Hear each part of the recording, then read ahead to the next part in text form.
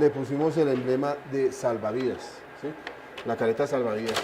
Como ustedes se dan cuenta, es totalmente sellada, tiene tapabocas cambiable, todo esto es cambiable, ¿sí?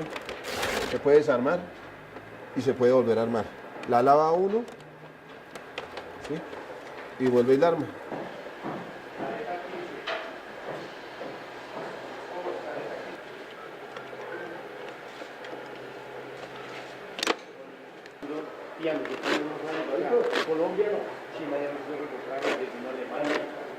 Económicamente en nada, pues por ahora es un proyecto, es una inversión, es una plata que hemos invertido.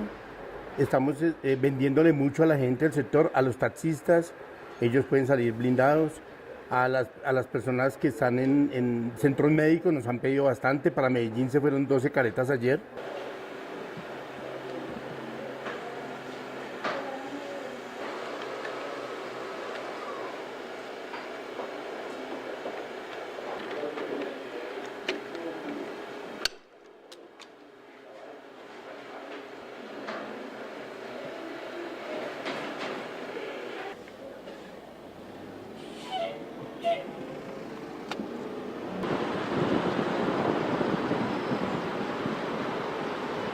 Usarlas, porque como les digo, eso